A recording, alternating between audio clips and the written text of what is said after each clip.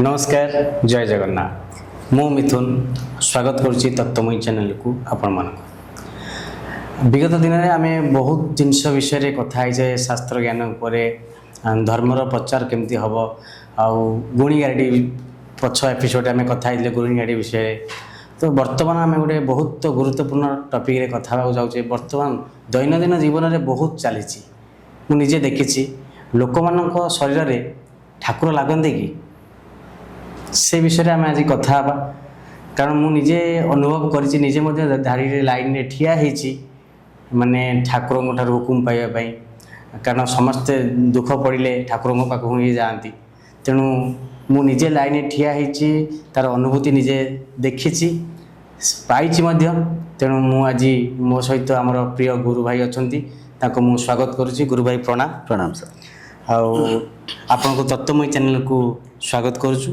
Sir बर्तमान आपण देखिए पछ एपिसोड आम गुणीगारेडी विषय कथा होइचे से विषय लोक मानक आम भी जनइले केमती कौन गुणीगारेडी सत कि मिछता विषय वर्णना करा जायछि आज मुझे अनुभव करिछि ठाकुर लोक मानक देहरे लागंती कि मु निजे भी लाइन ठिया होइछि घंटा 2 घंटा 4 घंटा 5 घंटा मध्य ओहो आज्ञा मु निजे देखिछि पारालिसिस रोगी भी भल हो जाउछंती अच्छा आउ ठाकुरंको पई एते भिड़ माने वर्षा हेले भी लोक सेमती ठिया होइथिबे लाइन रे आउ खरा हेले भी सेमती लाइन रे ठिया होइथिबे आस्था विश्वास आज्ञा आज्ञा तेणु आम जेहेतु सनातन धर्म रे भगवान को विश्वास करूचे भगवान ही आमर सब किछि आमर दुख रहिले आम भगवान पाखु जाउचे तेणु प्रकृति में मनुष्य शरीर में ठाकुर लगते कि सुंदर प्रश्न पचारे सर्वप्रथमे आम जदि आध्यात्मिक मार्ग को बुझिबा आज्ञा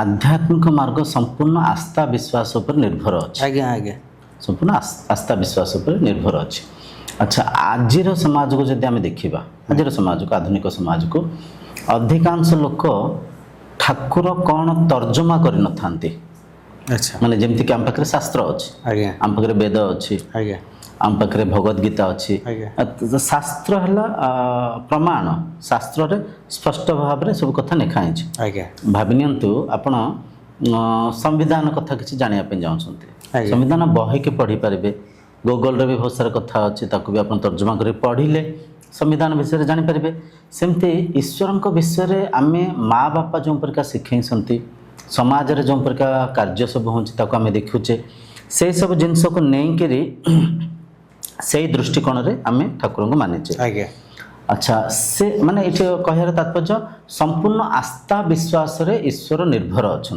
आज्ञा से आस्था को से विश्वास को लेकरी अधिकांश जगार ईश्वर को लेकिन बिजनेस चलती निश्चिंत जब आम आजिकल मठ मंदिर को देखा सिठी मंदिर है पराविद्यार विद्यालय आत्मज्ञान को शिक्षापी कर एक व्यवस्था साधना क्षेत्र कहीपर किंतु मंदिर रे आजिकल कौन हो देखिए कौ बारी कौटी भोग प्रसाद हो खायापी लोक जाऊँच आजिकल अधिकांश मंदिर रे एंगेजमेंट हो बाहाघर हो भोजी भात हो मंदिर को जाऊँचे खाया उद्देश्य रे किंबा मनस्कामना नहीं जाऊँचे सकाम भक्ति प्रचार चलती ये ठाकुर ये महिमा अच्छी से ठाकुर से महिमा अच्छी ठाकुर तो महिमा अच्छी ठाकुर तो एक ताले ये ठाकुर से ठाकुर कौन आसिले एते देवी देवता कौन आसिले बुझिपार ये गोटे कथा द्वितीय देखो गत गुणीगारेडी वीडियो भी आम चर्चा होते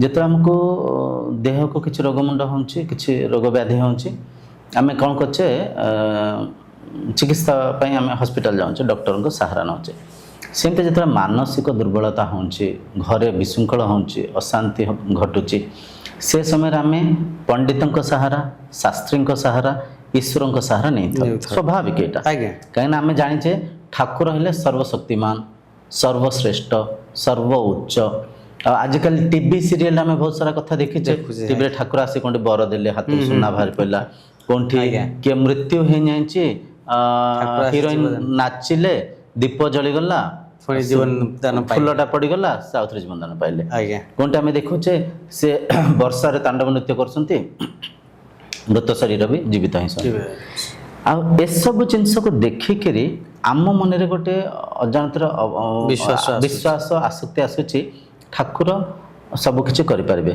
ମୃତ ଶରୀରକୁ ବଞ୍ଚାଇ ପାରିବେ, ଅଭାବ ଅସୁବିଧାକୁ ଦୂର କରିପାରିବେ, ସକାମ ଭକ୍ତିର ପ୍ରଚାର ଚାଲିଛି, ସେଇଥିରେ ଆମେ ବି ବାନ୍ଧିଛନ୍ତି ହେଇଯାଉଛେ। ବୁଝିପାରୁଛନ୍ତି? ଆଜ୍ଞା। ଏଠି ଶାସ୍ତ୍ର ଅନୁଯାୟୀ ଯଦି ଆମେ ବୁଝିବା, ମୁଣ୍ଡକ ଉପନିଷଦ ପ୍ରଥମ ମୁଣ୍ଡକ ପ୍ରଥମ ଖଣ୍ଡ ଷଷ୍ଠ ମନ୍ତ୍ର, ୟତ୍ ଅଦୃଶ୍ୟମ୍ ଅଗ୍ରାହ୍ୟମ୍ ଅଗୋତ୍ରମ୍ ଅବର୍ଣ୍ଣମ୍ ଅଚକ୍ଷୁଷୋତ୍ରମ୍ ତଦପାଣିପାଦମ୍ ନିତ୍ୟମ୍ ବିଭୁମ୍ ସର୍ବଗତମ୍ ସୁସୂକ୍ଷ୍ମମ୍ ତଦ୍ବ୍ୟାୟମ୍ ୟଦ୍ଭୂତୟୋନି ପରିପଶ୍ୟନ୍ତି ଧୀରା। ଠାକୁରଙ୍କର ବର୍ଣ୍ଣନା କରାଯାଇଛି। ୟତ୍ ଅଦୃଶ୍ୟମ୍, ଠାକୁର ଏକ ଶକ୍ତି ଯିଏକି ଅଦୃଶ୍ୟ ଭାବରେ ଶରୀର ଇନ୍ଦ୍ରିୟ ମନର ଉର୍ଦ୍ଧ୍ୱରେ ଅଛନ୍ତି, ମନର ସାକ୍ଷୀ ଭାବରେ ଆତ୍ମା ରୂପରେ ଭିତରେ ଅଛନ୍ତି। ସେ ଅଦୃଶ୍ୟ, ଅଦୃଶ୍ୟ ମାନେ ତାଙ୍କୁ ଚର୍ମଚକ୍ଷୁରେ ଦେଖି ହୁଏନି, ଦେଖିପାରିବା। ପ୍ରଥମ ଆଜ୍ଞା। ଅଦୃଶ୍ୟମ୍ ଅଗୋତ୍ରମ୍, ଅଗୋତ୍ର ମାନେ ଗୋତ୍ର, ଆମେ ଯେଉଁ ଜାତି ବର୍ଣ୍ଣ ଗୋତ୍ର ନିର୍ମାଣ କରିଛେ, ସେ ଯେଉଁ ଶରୀର ଜନ୍ମ ହେଉଛି, ଯେଉଁ ଜାତିରେ ଜନ୍ମ ହେଉଛି ଆମେ ମାନିଛେ।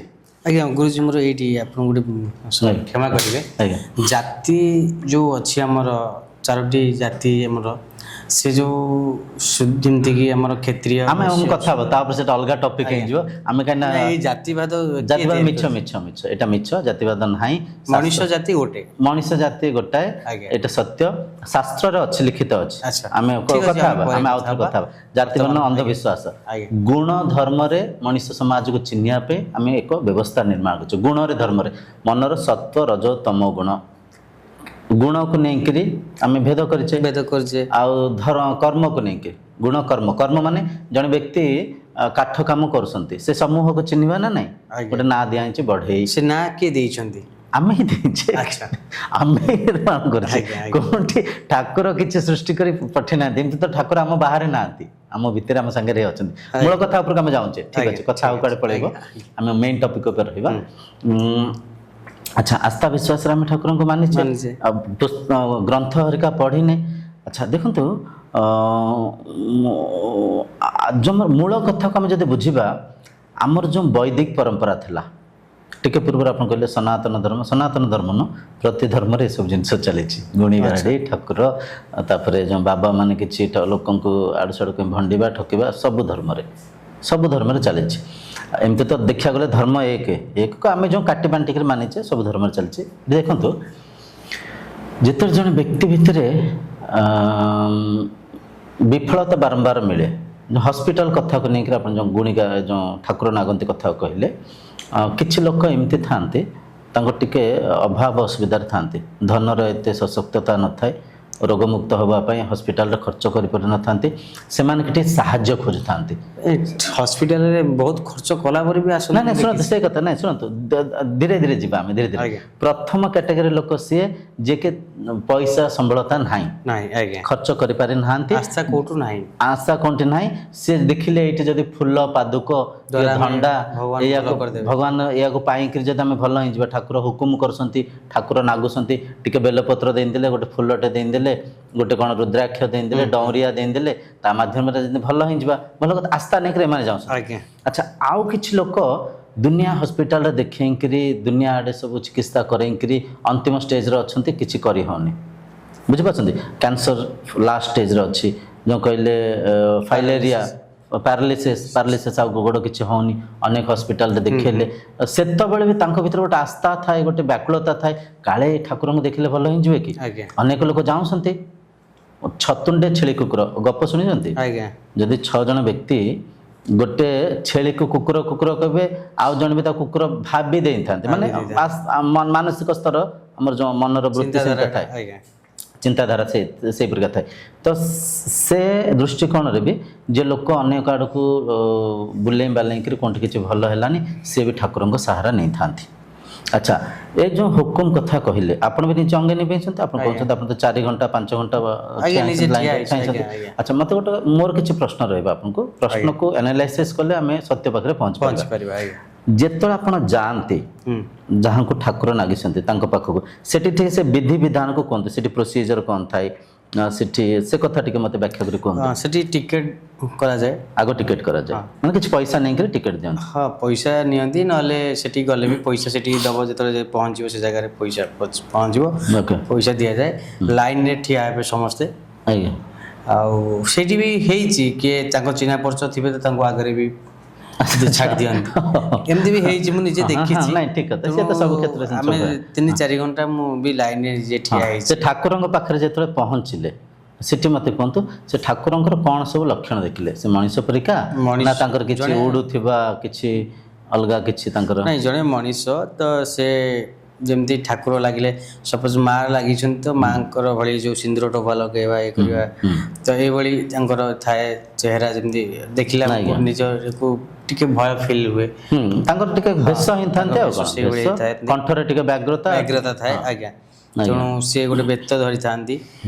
ଚାଲ ଚାଲ କହିକିରି, ଏ ଚାଲ, ଏଇ କଥା କ'ଣ, କିଛି ନାହିଁ, ତୁ ଚାଲ, ଏମିତି ଏମିତି କିଛି ନା କିଛି। ମାନେ ଆପଣ ଯାଇ ସେଠି କିଛି ପ୍ରଶ୍ନ କହିଥାନ୍ତି? ପ୍ରଶ୍ନକୁ ସେ ଶୁଣିବେ। ମୁଁ ଦେଖିଲି ପ୍ରଶ୍ନରେ ସେ ଶୁଣିବା ପାଇଁ ବି ତାଙ୍କ ପାଖରେ ସମୟ ନାହିଁ। ମାନେ ନିଜର ଦୁଃଖକୁ ଆମେ ଆଗ ପ୍ରକାଶ କରିବା ପାଇଁ ଯାଇଛୁ, କିନ୍ତୁ ସେଠି ସମୟ ସେତିକି ନାହିଁ ଯେ ତମେ ଦୁଃଖକୁ ପ୍ରକାଶ କରିବ। ନାଇଁ, ମୋ କଥାଟା ବୁଝନ୍ତୁ। ଆଜ୍ଞା, ସିଏ ତ ଠାକୁର, ଆମେ କହିଛେ ଠାକୁର ଅନ୍ତରେ, ଆମେ ଅନ୍ତର କଥାକୁ ଜାଣିପାରିଥାନ୍ତି। ଯଦି ସେ ଠାକୁର, ପ୍ରଥମେ ଏଠି ପ୍ରଶ୍ନ ଉଠୁଛି, ଆମେ ଆମ ଦୁଃଖକୁ ବ୍ୟାଖ୍ୟା କରି କହିବାର ଆବଶ୍ୟକ ନାହିଁ। ନା ପ୍ରଥମ ପ୍ରଶ୍ନ ମୋ ଅନୁଯାୟୀ ମୁଁ ପଚାରୁଛି, ମୁଁ ଯେତିକି ମୋ ପାଖରେ ଜ୍ଞାନ ଅଛି। ଯଦି ସେ ଠାକୁର, ଆମେ ଜାଣିଛେ ଠାକୁର ଅନ୍ତରେ, ଆମେ ତ ସେଠି ଆମେ ତାଙ୍କୁ ପ୍ରଶ୍ନ ପଚାରିବାର ଆବଶ୍ୟକ ନାହିଁ। ସେ ଅନ୍ତରରେ ଜାଣିବା ଦରକାର, ଯେଉଁଟାକି ହଉନି। ସ୍ୱାଭାବିକ ଆମେ କହୁଛେ ମୋର ଏଇ ଦୁଃଖ ଅଛି, ଗାଈ ହଜି ଯାଇଛି, କିମ୍ବା ପିଲା ଛୁଆଙ୍କର କାହାର ବିବାହ ହଉନି, ଘରେ କଳିକଳହ ଚାଲିଛି, କି ପଇସାର ଅଭାବ ଚାଲିଛି, ଯାହା ବି ସେ ଗୋଟେ ଆମେ କହୁଛେ ଆଗ। ତାପରେ କ'ଣ ହଉଛି, କହିବା ପାଇଁ ପଡୁଛି। ତାପରେ ତାଙ୍କ ପାଖରେ ବି ସେତିକି ସମୟ ନାହିଁ ଯେ ସେମାନେ ଆପଣଙ୍କ କଥା ଶୁଣିବେ କି ମୋ କଥା ଶୁଣିବା ପାଇଁ। ତାପରେ ସେ ଗୋଟେ ତେଲ ଦେବେ, ଏତିକି ଟଙ୍କା, ଏଇଟାକୁ ଲଗେଇଲେ ଭଲ ହବ, ଆଣ୍ଠୁ ଗଣ୍ଠି ଭଲ ମନ୍ଦ, ଏମିତି। ନା ଆଉ ଟିକେ ସ୍ପଷ୍ଟ କରିବେ, ସେ ଯେ ଠାକୁର ନା କିଛି ସେଇ ଦଉଛନ୍ତି ନା ତାଙ୍କର ଅନୁଚାର ଆଉ କିଏ ଅନୁଗାମୀ ଅଛନ୍ତି, ତାଙ୍କର ଯୋଉ ଭକ୍ତମାନେ, ଚେଲାମାନେ ସେଇମାନେ। ଆଜ୍ଞା, କିନ୍ତୁ ଏ ଠାକୁର ବେତ ଧରି ବସିଛନ୍ତି, ଜଲ୍ଦି ଯାଅ କହିବା ଦ୍ୱାରା ସେମାନେ ଦଉଛନ୍ତି। ଯୋଉ ଲୋକଙ୍କୁ ଠାକୁର ଲାଗିଛି ସେ ତାଙ୍କ କହିବା ଅନୁଯାୟୀ ସେମାନେ ଦଉଛନ୍ତି କି, କାରଣ ଆମେ ସେମିତି, ସିଏ ବି କହିଲେ ଆମେ ନବାନି, ଠାକୁର କହିଲେ ଆମେ ନବା, ଆମର ବି ମନରେ ଚିନ୍ତାଧାରା। ତେଣୁ ଆମେ ତେଲ ଆଣୁଛେ କି ଗୋଟେ ବିଭୂତି ଆଣୁଛେ, ପଇସା ପକେଇଲେ। ସେଠି ଯେଉଁ ଠାକୁରଙ୍କ ପାଖକୁ ଗଲେ ସେଠି ଇଣ୍ଟରାକ୍ସନ୍ କ'ଣ ହୁଏ? ଇଣ୍ଟରାକ୍ସନ୍ ଆପଣ କ'ଣ ପଚାରିଲେ, ସେ କ'ଣ ପଚାରିଲେ, ସେଠି କ'ଣ ହୁଏ? ବାର୍ତ୍ତାଳାପ କିଛି ହୁଏ? ବାର୍ତ୍ତାଳାପ ଜଷ୍ଟ ମୁଁ ପଚାରିଲି, ଆଜ୍ଞା ଏଇଆ ଅସୁବିଧା ଅଛି, କେମିତି କ'ଣ ହେଇପାରିବ? କିଛି ନାହିଁ କହି ତୁ ସେଟାକୁ ଦୂରେଇ ଯା, ସେଥିରୁ ଦୂରେଇ ଯା, ଏତିକି କହି କଟିଗଲେ। ତ ଜିନିଷର କିଛି କ'ଣ ହେଇଛି କ'ଣ ନାହିଁ, କାରଣ ତାଙ୍କ ପାଖରେ ସେତିକି ସମୟ ନାହିଁ, କାହିଁକିନା ବହୁତ ଲାଇନ୍ ସଂଖ୍ୟାରେ ଲାଗିଛି। ସକାଳ 9ଟାରୁ 9:30ଟାରୁ ଆମେ ପହଞ୍ଚିଛୁ, ସନ୍ଧ୍ୟା 5ଟା ହେଇଗଲାଣି, 4ଟା 5:30 ହେଇଗଲାଣି। ତେଣୁ ଗୋଟେ 8 ଘଣ୍ଟା ଯେମିତି ଡ୍ୟୁଟି କଲା ଭଳି ଲାଗୁଛି ସେଠି। ତେଣୁ ଯଦି ସେତିକି ସମୟ କର୍ମ କରିବ ତ କିଛି ତ ହେଇପାରେ, କିନ୍ତୁ ଆମେ ଯେହେତୁ ଆସ୍ଥା ନେଇ ଯାଇଛେ, ଭଗବାନ ଲାଗୁଛନ୍ତି, ସମସ୍ତେ କହୁଛନ୍ତି, ବହୁତ ଦୂରରୁ ବି ଲୋକ ଆସିଛନ୍ତି, ଓଡ଼ିଶାର ସବୁ ଜାଗାରୁ ଆସିଛନ୍ତି, ସବୁ ଡିଷ୍ଟ୍ରିକ୍ଟ ଲୋକ ସେଠି ମୁଁ ଦେଖିଲି। ସେମାନେ ବି କହୁଛନ୍ତି, ସେମାନେ କିଛି ପ୍ରଚାର ବି କରୁଥିବେ, ତାଙ୍କର ବି କିଛି ମିଡ଼ିଆ, ସୋସିଆଲ ମିଡ଼ିଆ ଦ୍ୱାରା କରୁଛନ୍ତି ପ୍ରଚାର। ନିଶ୍ଚୟ। ତେଣୁ ମୁଁ ବି ପଚାରିଲି, ସେ ହଁ ଆମର ଭଲ ହେଇଛି ବୋଲି ଆମେ ଆସିଛୁ। ସେ ଗୋଟେ ତୈଳ ଦିଅନ୍ତି, ସେ ତାକୁ ଲଗାଇବା ଦ୍ୱାରା କିଛି ପାରାଲିସିସ୍, ଜଖମ ଫଖମ ବୋଧେ ଭଲ ହୁଏ, ମୁଁ ଜାଣିନି ସେଟା, ତ ମୁଁ ବି ଆଣିଥିଲି, ସେ କିଛି କାହିଁ କାମ ଦେଲାନି। ଏଇସବୁ ଆପଣଙ୍କର କାମ ଦେଲାନି? ନାଇଁ, ଏଇଟା ଆପଣ ମାନୁଛନ୍ତି? ଆଜ୍ଞା। ସୁନ୍ଦର, ହଁ କୁହନ୍ତୁ, ଆଗକୁ କୁହନ୍ତୁ। ତେଣୁ ତାପରେ ବହୁତ ସମୟ ପରେ ପୁଣି ସେମିତି ଯେମିତି ଯାଇଥିଲୁ ସେମିତି। ଏଇଠି ଆଉ ଗୋଟେ ପ୍ରଶ୍ନ ଉଠୁଛି, ଆପଣଙ୍କ ନିଜର କିଛି ପାରାଲିସିସ୍ ହେଇଥିଲା ନା ବନ୍ଧୁ କାହାର ହେଇଥିଲା? ପାରାଲିସିସ୍ କିଛି ନାହିଁ, ମୁଁ ଅଲଗା ଗୋଟେ କାରଣ ପାଇଁ ଯାଇଥିଲି। ଆଚ୍ଛା, ଆପଣ କାରଣରେ, ଯେଉଁ କାରଣରେ ଯାଇଥିଲେ ସେଟା ପ୍ରତିଫଳ ହେଲାନି? କିଛି ହେଲାନି। ସୁନ୍ଦର, ଆଜ୍ଞା କୁହନ୍ତୁ। ତେଣୁ ଏଇ ଜିନିଷ ଉପରେ ମୋର କୋଶ୍ଚିନ୍ ଆସିଲା, ମୁଁ କହିଲି ଗୁରୁ ଭାଇଙ୍କୁ ଟିକେ ପଚାରି ବୁଝିଲେ ଜାଣି ହେଇଯିବ ଠାକୁର ପ୍ରକୃତରେ ଲାଗନ୍ତି କି ନାହିଁ। ସୁନ୍ଦର। ଦେଖନ୍ତୁ, ଏବେ ଆମେ ଯେଉଁ କଥା ହେବା, ଦୟାକରି ଧୈର୍ଯ୍ୟ ସହିତ ଶୁଣିବେ। ଆଜ୍ଞା। କାହିଁ ଶୁଣିବେ?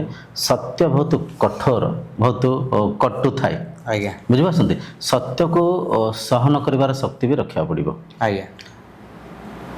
ଈଶ୍ୱର ନା ନାଗନ୍ତି, ଈଶ୍ୱର ନା ଛାଡ଼ନ୍ତି, ଈଶ୍ୱର ନା ଆସନ୍ତି, ଈଶ୍ୱର ନା ଯାଆନ୍ତି। ଈଶ୍ୱର ଥିଲେ, ଈଶ୍ୱର ଅଛନ୍ତି, ଈଶ୍ୱର ରହିବେ। ପ୍ରଥମ ଏଇଟା ସ୍ପଷ୍ଟ କରିବା ଦରକାର, ସ୍ପଷ୍ଟ ଭାବରେ ବୁଝିବା ଦରକାର। ଈଶ୍ୱର ଆସନ୍ତିନି, ଈଶ୍ୱର ଯାଆନ୍ତିନି, ଈଶ୍ୱର ଅଛନ୍ତି। ଦ୍ୱିତୀୟ, आमे जेतिक भी सब ईश्वर को बनईचे ये सब माध्यम, ये सब आधार आमको बनई ईश्वर को चिन्ह पाए। ये कथाटा भारी कटु लगे। आमे मूर्ति बनईचे, आमे फोटो बनईचे, आमे गोटे गछरे पताका बांधि दौचे, आस्थार आमे माध्यम करके उपासना एक प्राथमिक विधि भावी नि। गोटे छोट पिलाटे अच्छे, छोट पिला को ब्रह्म ज्ञान तो बुझे हेबनी, किसी मूर्ति चित्र देखा पड़ो। तो सेमती आमे भी किसी आकार आकृति, जे श्रेष्ठ व्यक्ति, जे ब्रह्मज्ञानी, जे गुरु, जे साधु, जे साधक, जे समाज को किसी भल दिग्दर्शन देइसंती, से मानक फोटो मूर्ति को आमे पूजा करुचे, ईश्वर तुल्य मानिचे, आम पिला छुआ को भी देखौचे। बुझिपारछन्ते? अच्छा, इठी प्रथम कथा स्पष्ट हेबे, ईश्वर जन्म नियंतिनी। टिके पूर्व आम मंत्र पढ़ीचे, मंत्र को व्याख्या कले बहुत समय लगे, आंशिक बुझा दरकार। ईश्वर जन्म नियंतिनी, ईश्वर मृत्यु हुएनी, ईश्वर आसंतिनी, ईश्वर जाआंतिनी, ईश्वर थिले अछंती रहिबे। आ ईश्वर आपनक भितर ही अछंती, आत्मा रूप रे, ब्रह्म रूप रे, शक्ति रूप रे। ईश्वर आधार रे मन मनन चिंतन करुच्ची, ईश्वर आधार रे इंद्रिय परिचालन होची, ईश्वर आधार रे प्राणशक्ति जीवित अच्छी, ईश्वर आधार रे शरीर संसार परिचालन होची। किंतु इठी मंदिर टिके पूर्व आम बुझीते, मंदिर है परा विद्यार विद्यालय। आम मंदिर जावा ईश्वर प्राप्ति करने, निजर आत्मतत्व को चिन्हवाई, इंद्रिय मनर संयमता रक्षा, मंदिर आम जाउछे मनर शांति पाई, मनर शांति पाई न निज स्वरूप को चिन्हवाई। आम जाऊे एवं तो अलग उद्देश्य रोचे, सकाम भक्ति रे आम पूजारे नुह भिकारी बनिक जाऊे, प्रभु एटा दियो सेटा दियो सेटा दियो एटा दियो, कटु लगे कथा किंतु सत्य। आम मंदिर आजिकल जाऊे ईश्वर पाइबापी जाऊे, ईश्वर प्राप्ति करने जाऊे कि सत्यर अनुसंधान करने जाऊे कि शास्त्र अध्ययन करने जाऊे कि सत्संग करने जाऊे कि नहीं। आमे मु जानिबारे मंदिर जाती मो हिसाब रे देखो आम सब प्रकार काम धंदा करी आम जीवन शैली रे व्यस्तता भितर रोता भगवान को आम डाकी पार न ठीक समय केतबेले तो टिके नमस्कार कर दउचे कि शोइला बेले हो कि उठिला बेले हो, से तापर आम किसी भगवान डाकी पारने टिके शांति पाउने। तेणु मु भावे मो मत मंदिर हूँ शांतिर प्रतीक, जोटा कि आम सेठिकी गले टिके शांति रे से जो जगह परिच्छन्न परिष्कार परिच्छन्नता थिबो सेठी बसिले 10 मिनिट शांति पाइबा सेति पई मंदिर जाती मु हाँ आप भाविले ठीक कथा। एठी गोटे प्रश्न उठुचे, मो प्रश्न को भी आप टिके स्पष्ट करिवे, से शांति से जगह रे एबे मिलुची कि माने कहबार तात्पर्य मु तक जो अनुभव करछि चारि पाख जगह भोग प्रसाद बिक्री होती, किए कहते आम दुकान भोग कौन, किए कहते आम ये भितर जाऊँ जाऊँ सीटी भी किसी पूजक मैंने छकिकी अच्छा दक्षिणापी आड़ुकाश कौ गोत्र कौ मंत्र कौ एरिया आसटे चली। द्वितीय टिकट करके लंबा लाइन रे ठिया को पड़ुची, दर्शन भी किछि क्षण करसंती कि नहीं से ठेली दउछन। आम जो शांति जाऊे सीटी शांति मिलूँ कि नहीं मिलूनी सेतेटा मानसिक आस्थार आम जाऊे शांति मूल कथा। देखो बहुत सारा कथा आम मानिचे, किंतु जहाँ को मानिचे शास्त्र पढ़िले शास्त्र अनुजाई तर्जमा कले आम बुझीपार। भगवद्गीता 15/6 15 अध्याय श्लोक संख्या 6, ना तद् भाषयते सूर्यो ना शशांको ना पावकः यद्गत्वा न निवर्तन्ते तद्धाम परमं मम। मंत्र आमको बुझाऊँचे, ना तद् भाषयते सूर्य, ईश्वर को सूर्य आलोक देखिपारानी, ना शशांक ईश्वर को चंद्र आलोक चंद्र कांति मध्यम देखिपारानी, ना पावक अग्निर आलोक मध्यम भी ईश्वर को आम देखिपारानी, यद्गत्वा न निवर्तन्ते तद्धाम परमं मम। जे ईश्वर को सत्य को थरे चिन्हि जाती से आ माया बंधन रे पड़ती, माया बंधन रे बांधी हुंती। माने जेतले गीता रचना होता से समय रे संसार को देखिया तीनटा माध्यम थिला, दिन बेला सूर्यकांति, राति बेला चंद्रकांति, तृतीय अग्नि। अग्निर आम मशाल जलाऊले डिबी जलाऊले घर भितर अग्निर आलोक मध्यम संसार को देखते। ये तीनटा माध्यम ईश्वर को देखी हेनी कहुच्छी, माने कौन चर्म चक्षुरे ईश्वर को आम देखिपारानी, अंतर्चक्षुरे ईश्वर को आम देखिपार। बुझिपारछन्ते? तेणुक आम जब चर्म चक्षु अनुभव कर अनुभव मध्यम अंतर्चक्षु को खोलिक अंतर्यात्रा करके ईश्वर को चिन्हवा है आध्यात्मिकतार एक मार्ग। आध्यात्मिक हूँ एक अनुसंधान, सत्य को चिन्हवाई तत्व को बुझापी कर प्रयास। किंतु କହନ୍ତିନି କର୍ପୂର ଉଡ଼ିଗଲାଣି କନା ପଡ଼ିଛି ଏମିତି ଗୋଟେ ବ୍ୟାଖ୍ୟା କରନ୍ତି। ଆଜ୍ଞା ରୂଢ଼ି ଅଛି। ହଁ, ତ ଏଠି ସେମିତି ଈଶ୍ୱରଙ୍କର ଯେଉଁ ଆରାଧନାର ବିଧି, ଯେଉଁ ଆମର ବୈଦିକ ପରମ୍ପରା, ଯେଉଁ ଆମର ସଂସ୍କୃତି ସଭ୍ୟତା, ସେ ସବୁ ଲୁପ୍ତ ହୋଇଗଲେ। 90% ଜାଗାରେ ଈଶ୍ୱରଙ୍କୁ ନେଇକରି ବେପାର ଚାଲିଛି, ବିଜନେସ୍ ଚାଲିଛି। ମଠ ମନ୍ଦିର କଥା ଛାଡ଼ନ୍ତୁ, ଆମେ ଯେଉଁ ମେନ୍ ଟପିକ୍ ଉପରେ ଥିଲେ ତା ଉପରେ ଆମେ ଚର୍ଚ୍ଚା ହେବା। ଠାକୁର ଲାଗନ୍ତି, ଠାକୁର ନାଗନ୍ତିନି, ଠାକୁର ଛାଡ଼ନ୍ତିନି, ବୁଝିପାରୁଛନ୍ତି। ଦ୍ୱିତୀୟ ଠାକୁର ଅଛନ୍ତି ଆତ୍ମା ରୂପରେ ସମସ୍ତଙ୍କ ଭିତରେ ସମାନ ଭାବରେ ଅଛନ୍ତି। ଏମାନେ କିଛି ଏମିତି ଆଡ଼ୁ ସାଡ଼ୁ ଭେଷ ଧାରଣ କରିକିରି ହୋ ହାଲ୍ଲା କରିକିରି ମୁଣ୍ଡକୁ ମୁକୁଳେଇକିରି ବିଭିନ୍ନ ଭେଷ ଧାରଣ କରିକିରି ଲୋକଙ୍କୁ ଠକି ଭଣ୍ଡିକିରି ଚଳିବା ପାଇଁ ଯୋଜନା କରୁଛନ୍ତି। ଆମେ ଯେହେତୁ ଶାସ୍ତ୍ର ପଢ଼ୁନେ, ଅନ୍ଧବିଶ୍ୱାସରେ ସବୁ ବିଶ୍ୱାସ କରୁଛେ, ତ ତାଙ୍କୁ ଆମେ ମାନି ନେଇଛେ, ସେ ଈଶ୍ୱର ବୋଲିକି ଭାବି ନେଇଛେ। ଆଚ୍ଛା, କିଛି କଥା କୋଇନ୍ସିଡେଣ୍ଟରେ ହେଇଯାଏ, କିଛି କଥା ହେଇଯାଏ। ଟିକେ ପୂର୍ବରୁ ଆପଣ ଯେଉଁ କହିଲେ କିଛି ଲୋକ କହୁଛନ୍ତି ତାଙ୍କ ରୋଗ ଭଲ ହେଇଛି। ସମଟାଇମ୍ସ କ'ଣ ହୁଏ, ଆପଣ ହସ୍ପିଟାଲରେ ଟ୍ରିଟମେଣ୍ଟ ବି କରୁଛନ୍ତି, ରୋଗର ଚିକିତ୍ସା ପାଇଁ ଔଷଧ ବି ଖାଉଛନ୍ତି, ତା ସଙ୍ଗେ ସଙ୍ଗେ ଆପଣ ଇଏ ଈଶ୍ୱରଙ୍କ ସାହାରା ନେବା ପାଇଁ ଯାଇଛନ୍ତି। ରୋଗ ଭଲ ହେଲା ଚିକିତ୍ସା ମାଧ୍ୟମରେ, ଔଷଧ ମାଧ୍ୟମରେ, କିନ୍ତୁ ନାଁ ଦେଲେ ଆପଣ ଠାକୁରଙ୍କର ଆସ୍ଥାରେ ମାନିଛନ୍ତି। ତ ସେଇଟା ଗୋଟେ କୋଇନ୍ସିଡେଣ୍ଟ। ଗୋଟେ କଥା ଆମେ ବୁଝିବା ଦରକାର, ରୋଗ କେଉଁଠି ହେଇଛି? ଶରୀରରେ। ରୋଗ ଶରୀରରେ ହେଇଛି। ଶରୀରକୁ ଅନ୍ନମୟ କୋଷ କୁହାଯାଇଛି। ଅନ୍ନ ପେୟ ଯଦି ଦୂଷିତ ହେଲା କିମ୍ବା ପ୍ରକୃତି ଯଦି ପ୍ରଦୂଷିତ ହେଲା, ତା ପ୍ରଭାବ ଶରୀର ଉପରେ ପଡ଼ିଥାଏ। ବୁଝିପାରୁଛନ୍ତି। ଖାଦ୍ୟପେୟରେ ଯଦି ଆମେ ଆଡ଼ୁ ସାଡ଼ୁ ଖାଇଲେ, ଅପପଦାର୍ଥକୁ ଖାଇଲେ ଶରୀର ରୋଗ ହୁଏ। ଶରୀରକୁ ଯଦି ରୋଗ ହେଲା, ସେ ରୋଗରୁ ମୁକ୍ତି କରିବା ପାଇଁ ଆମେ ଔଷଧର ଚିକିତ୍ସାର ସାହାଯ୍ୟ ନେବାକୁ ପଡ଼େ। ଔଷଧ ଆପଣ ଆୟୁର୍ବେଦିକ ନେଇପାରିବେ, ଏଲୋପାଥି ଠିକ୍ ଅଛି। ଆଜିକାଲି ତ ମ୍ୟାକ୍ସିମମ୍ ଆମେ ଏଲୋପାଥି ୟୁଜ୍ କରୁଛେ। ଏଲୋପାଥି ପଛଆଡ଼େ ବି ଆୟୁର୍ବେଦିକ ହିଁ ଅଛି। ଚେର ମୂଳି ତାକୁ ସବୁ ବାଟିକିରି ସେମାନେ ତାକୁ ପ୍ରିଜର୍ଭ କରିକିରି ମେସିନ୍ ଭିତରେ କିଛି ପାଉଡ଼ରକୁ ମିଶାଇକି ପ୍ରିଜର୍ଭ କରିକି ବଟିକା ରୂପରେ ଆମକୁ ବିକୁଛନ୍ତି, କିନ୍ତୁ ତା ପଛଆଡ଼େ ବି ଆୟୁର୍ବେଦ ହିଁ ଅଛି। ତାପରେ ହୋମିଓପାଥି ଚିକିତ୍ସା ଗୋଟେ ବିଧି ଅଛି। ଔଷଧକୁ ଖାଇଲେ, ଔଷଧ ଦେହରେ ଜରିଲେ, ସେ ପଦାର୍ଥ ଯାଇକିରି ସେଠି ଆଣ୍ଟିବାୟୋଟିକ୍ ଯାହା ବି ସେ ଜାଗାକୁ ଗଲେ ସେ ରୋଗକୁ ସେ ଚିକିତ୍ସା କରିବ। ବୁଝିପାରୁଛନ୍ତି ପ୍ରଥମ। ଦ୍ୱିତୀୟ, ମାନସିକ ରୋଗ ଅଛି। ଶାରୀରିକ ରୋଗ ଗୋଟେ ପ୍ରକାର, ଦ୍ୱିତୀୟ ମାନସିକ ରୋଗ। ମାନସିକ ରୋଗ କ'ଣ? କାହା ଭିତରେ ଭୟ ଅଛି, କାହା ଭିତରେ କ୍ରୋଧ ମାଧ୍ୟମରେ କାହାର ହେଉଛି କିଛି ହେଇଯାଉଛି, କାହା ମନ ଚଞ୍ଚଳ ଅସ୍ଥିର ରହୁଛି, କିଏ କେଉଁଠି ମାନସିକ ଯନ୍ତ୍ରଣାରେ ଦୁଃଖରେ ଅଛନ୍ତି। ମାନସିକ ରୋଗ ପାଇଁ ଚିକିତ୍ସା ହେଲା ଯୋଗ, ଧ୍ୟାନ, ସତ୍ସଙ୍ଗ, ଭଲ ସଙ୍ଗତି, ଭଲ କଥାବାର୍ତ୍ତା ହେବା, କିଛି ସମୟ ଶାନ୍ତିରେ ବସିକିରି। ମନ୍ଦିର ଆମେ ଯାଉଛେ ସତ୍ସଙ୍ଗ କରିବା ପାଇଁ, ମନ୍ଦିରରେ ସତ୍ସଙ୍ଗ ହେବା ଦରକାର, ଶାସ୍ତ୍ର ଅଧ୍ୟୟନ ହେବା ଦରକାର, ସତ୍ୟର ଚର୍ଚ୍ଚା ହେବା ଦରକାର। ସେଇଟା ହେଉଛି କି? ବୁଝିପାରୁଛନ୍ତି। ତେଣୁକରି ସତ୍ସଙ୍ଗ କଲେ, ସ୍ୱାଧ୍ୟାୟ କଲେ, ଇନ୍ଦ୍ରିୟ ମନର ସ୍ୱଭାବକୁ ବୁଝିଲେ, ମନକୁ ଶାନ୍ତ କରିବାର ବିଧିକୁ ବିଧାନକୁ ଆମେ ଆଚରଣ କଲେ, ପ୍ରତିଦିନ ପ୍ରାଣାୟାମ କଲେ, ପ୍ରତିଦିନ ଧାରଣା କଲେ, ପ୍ରତିଦିନ ଧ୍ୟାନସ୍ଥ ହେଲେ, ତ ମାନସିକ ରୋଗ ଦୂର ହେବ। ମାନସିକ ଚିକିତ୍ସା ହେଇକିରି, କାହିଁକିନା ମାନସିକ ରୋଗ ପାଇଁ ଔଷଧ କାମ କରେନି। ବୁଝିପାରୁଛନ୍ତି। ଔଷଧ କାମ କରେନି, ସେଠି ସାଧନା କାମ କରିବ। ତ ଇଏ ଦୁଇଟା ଜିନିଷ। କିନ୍ତୁ ଆମେ ଅନ୍ଧବିଶ୍ୱାସରେ ବହୁତ ସାରା ସୁପରଷ୍ଟିସନକୁ ମାନି ନେଇଥାଉ।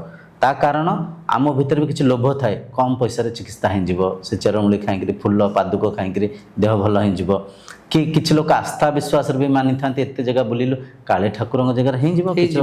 କିଛି ଲୋକ କହିଥାନ୍ତି ମୋର ଭଲ ହେଇଛି, ଏମିତି ମିଛ ଗପ ବି ସେମାନେ ତାଙ୍କରି ଭିତରେ ବି କିଛି ଲୋକ ମିଛରେ ସବୁ ଭ୍ରମରେ ଲୋକଙ୍କୁ ଭ୍ରମିତ କରିଥାନ୍ତି। ସେ ଜାଲରେ ବି ଆମେ ଫସି ଯାଇଥାଉ। ତ ଏଠି ଗୋଟେ କଥା ବୁଝିବା ଦରକାର, ଠାକୁର ଲାଗନ୍ତିନି, ଠାକୁର ଛାଡ଼ନ୍ତିନି, ଠାକୁର ଅଛନ୍ତି। ଆଉ ସବୁଠାରୁ ବଡ଼ କଥା ହେଲା ସେ ଠାକୁର ଆପଣ ନିଜେ ହିଁ। ବେଦର ଗୋଟେ ମହାବାକ୍ୟ ଅଛି, ତତ୍ ତ୍ୱମ୍ ଅସି, ତତ୍ ତ୍ୱମ୍ ଅସି। ତତ୍ ମାନେ ସିଏ, ତ୍ୱମ୍ ମାନେ ତୁମେ, ଅସି ମାନେ ଅଟ, ସିଏ ତୁମେ ହିଁ ଅଟ। ଯାହାଙ୍କୁ ତୁମେ ଖୋଜୁଛ, ଯାହାଙ୍କ ପ୍ରୟାସରେ ତୁମେ ପୂଜା ଆଦି କାର୍ଯ୍ୟକ୍ରମ କରୁଛ, ଉପାସନା ବିଧିକୁ ଆଚରଣ କରୁଛ, ସିଏ ତୁମେ ହିଁ ଅଟ। ତତ୍ତ୍ୱମସି ମାନେ ସିଏ ତୁମେ ହିଁ ଅଟ। ତେଣୁକରି ଈଶ୍ୱର ନାଗନ୍ତିନି, ଈଶ୍ୱର ଛାଡ଼ନ୍ତିନି। ଏଇଟା ବିରାଟ ଅନ୍ଧବିଶ୍ୱାସ। ମ୍ୟାକ୍ସିମମ୍ ଗାଁ ଗହଳି ସବୁ ଚାଲିଛି। କିଛି କଥା ଆପଣଙ୍କ ଠାରୁ କିଛି କଥା ଆଦାୟ କରିବେ, ତାର ଭିତରେ ଛନ୍ଦି ମନ୍ଦିକିରି କିଛି କଥା ସେମାନେ ବ୍ୟାଖ୍ୟା କରିଦେବେ, ଏମିତି ହେଇଥିଲା, ସେମିତି ହେଇଥିଲା। ମିଛରେ କହିବେ ଆପଣ ଘରେ କିଛି ଦେହ ମୁଣ୍ଡ ଖରାପ ହେଉଛି, ଘରେ କିଛି କଳିକଳହ ହେଉଛି। ଆଜ୍ଞା ସମସ୍ତଙ୍କ ଘରେ ଦେହ ମୁଣ୍ଡ ଖରାପ ହେଉଛି, ସମସ୍ତଙ୍କ ଘରେ କଳିକଳହ ଅଛି। ଏମିତିଆ କଥା କିଛି କହିବେ ଯେଉଁଟାକି ଆପଣଙ୍କୁ ଲାଗିବ ନାହିଁ ସତ୍ୟ ସତ କହୁଛି। ଇଏ କେମିତି ଜାଣିଲେ ଇଏ ଠାକୁର। ଠାକୁରଙ୍କ ଅନ୍ତର୍ୟାମୀ ଏଇଥିପାଇଁ କୁହାଯାଇଛି ମନରେ ଆମେ ଯାହା ମନନ ଚିନ୍ତନ କରୁଛେ ଯାହା ବି ଭାବୁଛେ ସେ ମନର ଚିନ୍ତାଧାରାକୁ ମନର ବିଚାରକୁ ସେଇ ଆତ୍ମରୂପକ ସେଇ ବ୍ରହ୍ମ ରୂପକ ସେଇ ଈଶ୍ୱର ହିଁ ଦେଖୁଛନ୍ତି ସେଇ ଆପଣ ହିଁ ଦେଖୁଛନ୍ତି। ଆମେ ପୋଡ଼କାଷ୍ଟରେ ବସିବା ପୂର୍ବରୁ ଆପଣ ଆସିଲେ ଏଠିକି ଆସିଲା କିଛି ଭାବି ଭାବିକି ଆସିଥିଲେ ନା ନାଇଁ ଆଜି ଏଇସବୁ କଥା ପଚାରିବା ଆଜି ଏଇସବୁ ଆଜ୍ଞା। ଚର୍ଚ୍ଚା ହେବା ବିଚାର ଆସୁଥିଲା ମନରେ ଆଜ୍ଞା ସେ ବିଚାରକୁ ଆପଣ ଦେଖିପାରୁଥିଲେ ନା ନାଇଁ ଦେଖି ଦେଖିବା ମାନେ ଚର୍ମଚକ୍ଷୁରେ ନୁହଁ ଅନ୍ତର୍ଚକ୍ଷୁରେ ଅନୁଭବ ମାଧ୍ୟମରେ ଅନୁଭବ କରିପାରୁଥିଲି। ଅନୁଭବ କରିପାରୁଥିଲେ। ଆଜ୍ଞା। ଆଚ୍ଛା ଶୁଣନ୍ତୁ ମୁଁ ଆପଣଙ୍କୁ ଗୋଟେ କଥା କହିବି ତାକୁ ଅନୁଭବ କରିବେ। ମୁଁ କହିଲି ଆପେଲ ଆପେଲ ଫଟୋ ଆସିଲା ମନରେ କି ଆପେଲ ଆସିଲା ନାଲି ଆପେଲ ନା ଗ୍ରୀନ୍ ଆପେଲ ଆଜ୍ଞା ନାଲି ଆପେଲ। ନାଲି ଆପେଲ ଆସିଲା। ମୁଁ କହିଲି ଅଙ୍ଗୁର ମନରେ ଫଟୋ ଆସିଲା ଆଜ୍ଞା କି ଅଙ୍ଗୁର ଆସିଲା କଳା ଅଙ୍ଗୁର Black ଅଙ୍ଗୁର, ଆଜ୍ଞା। ବ୍ଲାକ୍ ଅଙ୍ଗୁର ଆସିଲା। ଆଚ୍ଛା ମୁଁ କହିଲି ଯାହାବି ଏସବୁ ଭାବନାକୁ ଦେଖୁଛନ୍ତି ଭାବନା କୋଉଠି ଅଛି ମନରେ ମନରେ ତାକୁ ଦେଖୁଛି କିଏ ଅନ୍ତଚକ୍ଷୁ ଅନ୍ତର୍ଚକ୍ଷୁ ଠିକ ଯେ କିଏ ଦେଖୁଛି ମୁଁ ନିଜେ ଦେଖୁଛି ଦେଖୁଛି ମୁଁ। ମୁଁ ଦେଖୁଛି ଆଜ୍ଞା। ସିଏ ଯିଏ ଦେଖୁଛି ଆଜ୍ଞା। ସିଏ ଯିଏ ଆଧାର ତାକୁ ହିଁ ଈଶ୍ୱର କୁହାଯାଇଛି ସିଏ ହିଁ ଆତ୍ମା ସିଏ ହିଁ ବ୍ରହ୍ମ ଏ ସ୍ଥିତିକୁ ନେଇକରି ଏ କାରଣକୁ ନେଇକରି ଈଶ୍ୱର ଅନ୍ତର୍ୟାମୀ ଆମେ କହୁଛେ। ଈଶ୍ୱର ଅନ୍ତର୍ୟାମୀ ମାନେ ଅନ୍ତରରେ ଅନ୍ତଃ ମନରେ ଯାହା ବିଚାର ଚାଲିଛି ବିଚାର ଜାଗୃତ ହେବା ତକ୍ଷଣିକ ହିଁ ସେ ଦେଖୁଛନ୍ତି ସେ ଆତ୍ମା ଦେଖୁଛନ୍ତି ସେ ବ୍ରହ୍ମ ଦେଖୁଛନ୍ତି। କିନ୍ତୁ ଅଜ୍ଞାନରେ ସେ ଶରୀର ଯେହେତୁ ନିଜକୁ ଦେହ ମାନି ନେଇଛନ୍ତି ଅଜ୍ଞାନରେ ବିଚାର କ'ଣ ମନ କ'ଣ ଇନ୍ଦ୍ରିୟ କ'ଣ ବ୍ରହ୍ମ କ'ଣ ନ ଜାଣିଥିବାରୁ ବିଚାରରେ ଦୃଶ୍ୟରେ ହଜିମଜି କରି ଅଛନ୍ତି ସମସ୍ତେ। ଧରିପାରିଲେ ମୋ କଥାକୁ ଆଜ୍ଞା ଯେଉଁ ଯାହାକୁ ଈଶ୍ୱର ମାନିକରି ଆପଣ ଯାଉଥିଲେ ଯାଉଥିଲେ। ସେଠି ବି ମନରେ ବିଭିନ୍ନ ବିଚାର ଆସିଥିବ ସତରେ କ'ଣ ଭଲ କରିବେ ଦେଖିବା ସତରେ ଚେଷ୍ଟା ଠାକୁର କରିବା ଲାଗୁଛନ୍ତି। ଏ ବିଚାରକୁ ସେଇ ଈଶ୍ୱର ସେଇ ବ୍ରହ୍ମ ସେଇ ଆତ୍ମା ହିଁ ଅନ୍ତର୍ୟାମୀ ରୂପରେ ଦେଖୁଛନ୍ତି। କିନ୍ତୁ ମନର ଜାଲରେ ପଶିକିରି ମନର ଆଶାଭିଳାଷ ଭିତରେ ଆପଣ ହଜିମଜିକିରି ସେ କାମ କରୁଛନ୍ତି। ଆଉ ସବୁଠାରୁ ବଡ଼ କଥା ହେଲା ଆମେ ଶାସ୍ତ୍ର ପଢ଼ୁନେ ଈଶ୍ୱର କ'ଣ ତାଙ୍କୁ ଜାଣିବା କେମିତି ଜାଣିବା ଆମ ପାଖରେ ମାର୍ଗ କ'ଣ ଆଧାର କ'ଣ ଭାଗବତମ୍ ପଢ଼ନ୍ତୁ ଭଗବଦ୍ ଗୀତା ପଢ଼ନ୍ତୁ ଉପନିଷଦ ପଢ଼ନ୍ତୁ ବେଦ ପଢ଼ନ୍ତୁ।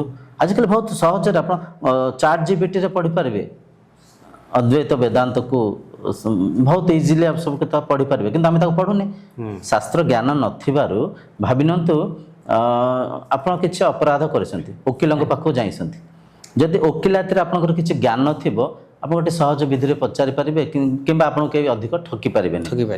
ଯଦି ଆପଣଙ୍କ ପାଖରେ ଜ୍ଞାନ ନଥିବ ସେ ଯାହା ମାନେ ତାହା କହିବେ ଏଇଟା ହେଇଛି ଏ କେସ୍ ଲାଗିପାରେ ସେ କେସ୍ ଲାଗିପାରେ ଏତେ ପଇସା ଲାଗିବ ସେତେ ପଇସା ଲାଗିବ ଆପଣ ଡରିଯିବେ ନିଶ୍ଚିନ୍ତ। ଆଧ୍ୟାତ୍ମିକ ମାର୍ଗରେ ବି ସେଇଆ ହେଉଛି। ଠାକୁର କ'ଣ ଆମ ଭିତରେ ସ୍ପଷ୍ଟତା ନଥିବାରୁ ଅନେକ ଲୋକ ମନ୍ତ୍ର ବିକୁଛନ୍ତି ଯନ୍ତ୍ର ବିକୁଛନ୍ତି ରାଶିଫଳ ବାସ୍ତୁଦୋଷ ଏସବୁ ଅନ୍ଧବିଶ୍ୱାସ ପୁଣି ମନ୍ତ୍ର ଟାଙ୍ଗୁଛି କିଏ ଘୋଡ଼ାର ନାଲ ଆଣିକିରି ବାସ୍ତୁଦୋଷକୁ ଆମେ କହିପାରିବାନି ଅନ୍ଧବିଶ୍ୱାସ କାରଣ ନାଇଁ ତାପରେ ଆମେ ଥରେ ତର୍ଜମା କରିବା ତାପରେ ଆମେ କଥା ହେବା ତାପରେ ଗୋଟେ ଭିଡ଼ିଓ ବି ହେଇଛି ଆଉ ଥରେ ଆମେ କଥା ହେବା ଧୀରେ ଧୀରେ। ଦେଖନ୍ତୁ ମୂଳ କଥା ହେଲା ଆମେ ଯାହାକୁ ବି ମାନିଛେ ତାକୁ ଆମେ ତର୍ଜମା କରିବା ଆନାଲାଇସିସ୍ କରିବା ଡିପ୍ଲି ଆନାଲାଇସିସ୍ କରିବା ତା ତଥ୍ୟକୁ ଆଧାରକୁ ମାନିବା ତାପରେ ତାକୁ ମାନିବା ଅନ୍ଧବିଶ୍ୱାସରେ ନୁହଁ। ଆଧ୍ୟାତ୍ମିକତା ହେଉଛି ଏକ ଅନୁସନ୍ଧାନ ଏକ ଗବେଷଣା ନିତ୍ୟ ଅନିତ୍ୟର ପାର୍ଥକ୍ୟ କରିବା କି ନିତ୍ୟକୁ ଚିହ୍ନିବା ପାଇଁ ସତ୍ୟକୁ ବୁଝିବା ପାଇଁ ନିଜର ତତ୍ତ୍ୱକୁ ନିଜର ଅସ୍ତିତ୍ୱକୁ ଚିହ୍ନିବା ପାଇଁ ଏକ ମାର୍ଗ ଆଧ୍ୟାତ୍ମିକତା। ଆମେ ଅନ୍ଧବିଶ୍ୱାସରେ ମାନି ନେଉଛେ ବୁଝିପାରୁଛନ୍ତି। ସେ ଯେଉଁ ଠାକୁର କହିଁକିରି ବସିଛନ୍ତି ସେ ଯଦି ଠାକୁର ହେଇଥାନ୍ତେ ତାଙ୍କ ଭିତରେ ସେଇ ପ୍ରକାର ଦୈବିକ ଶକ୍ତି ଥିବ ତାଙ୍କ ଅବସ୍ଥାକୁ ଦେଖିବେ ବହୁତ ଲୋକ ଅଛନ୍ତି ତାଙ୍କର ବି କିଛି ବହୁତ ସାରା ଅଭାବ ଅସୁବିଧାରେ ଥିବେ ବୁଝିପାରୁଛନ୍ତି। ଲୋକମାନେ ସଠିକ୍ ତର୍ଜମା କରିପାରୁନାହାନ୍ତି ଅନ୍ଧବିଶ୍ୱାସରେ ମାନି ନେଉଛନ୍ତି ଯାହାକୁ ନେଇକି ସହଜ ଉପାୟରେ ଆମେ କେମିତି ଭଲ ହେଇଯିବା ସରଳ ଉପାୟରେ ଜଲ୍ଦି ରିକଭରି ହେଇଯିବା କମ ପଇସାରେ କେମିତି ମୁଁ ପାସ୍ ହେଇଯିବି କାହାର ଚାକିରି ମିଳିଯିବ ଝିଅର ବାହାଘର ହେଇଯିବ। ଯେତେବେଳେ ବି କିଛି ଲୋକ ଅଭାବ ଅସୁବିଧାରେ ଅଛନ୍ତି କିଛି ଆବଶ୍ୟକତା ପୂର୍ତ୍ତି ହେଉନି ଉଦ୍ଦେଶ୍ୟ ପୂର୍ତ୍ତି ହେଉନି ସେମାନେ ଏ ସୁପର ଷ୍ଟେସନରେ ପଡ଼ିଯାଇଥାନ୍ତି ଆଉ ତାଙ୍କୁ ଟାର୍ଗେଟ କରିକି ଏମାନେ ନିଜର ସ୍ୱାର୍ଥ ପୂର୍ତ୍ତି କରୁଥାନ୍ତି ତାଙ୍କର କିଛି ଲାଭ ନାହିଁ ବୁଝିପାରୁଛନ୍ତି। ତ ଠାକୁର ଆଜ୍ଞା ନାଗନ୍ତିନି ଠାକୁର ଛାଡ଼ନ୍ତିନି ସେସବୁ ସମ୍ପୂର୍ଣ୍ଣ ଅନ୍ଧବିଶ୍ୱାସ। ସେ ଅନ୍ଧବିଶ୍ୱାସରୁ ଯଦି ବାହାରିବା ପାଇଁ କିଏ ଚାହୁଁଛନ୍ତି ଦୟାକରି ଭଗବଦ୍ ଗୀତା ପଢ଼ନ୍ତୁ ଉପନିଷଦ ପଢ଼ନ୍ତୁ ଗୋଟେ ମାର୍ଗ ମିଳିବ ଗୋଟେ ମନରେ ସ୍ପଷ୍ଟତା ଆସିବ ବୁଝିପାରୁଛନ୍ତି? ଆଜ୍ଞା ଧନ୍ୟବାଦ ଗୁରୁ ଭାଇ। ଆଜ୍ଞା। ଆପଣ ଆମକୁ ଯେଉଁ ଜ୍ଞାନ ଦେଲେ ଯେଉଁଟାକି ଠାକୁର ପ୍ରକୃତରେ ମଣିଷ ଶରୀରରେ ଲାଗନ୍ତିନି ବୋଲି ତାର ପ୍ରମାଣ ବି ଦେଲେ। ଆଜ୍ଞା ମୋର ଗୁରୁ ଜ୍ଞାନୀ ମଣ୍ଡଳୀ ଥିବେ, ଆଜ୍ଞା। ସେଇଟାକୁ ବିଚାର କରିବେ, ତାଙ୍କର ମତାମତ ଜଣେଇବେ। ଆଜ୍ଞା ପ୍ରକୃତରେ ଏଇଟା ଗୁରୁ ଭାଇ ଯେଉଁ କଥା କହିଲେ ଏଇଟା ଠିକ୍ କି ଭୁଲ ଆପଣଙ୍କର ମତାମତ ଜରିଆରେ ଆମେ ଜାଣିବାକୁ ଚାହୁଁଛୁ। ଆଉ ଆଜିର କାର୍ଯ୍ୟକ୍ରମକୁ ଏଇଠି ଶେଷ କରୁଛୁ। ନମସ୍କାର। ପ୍ରଣାମ।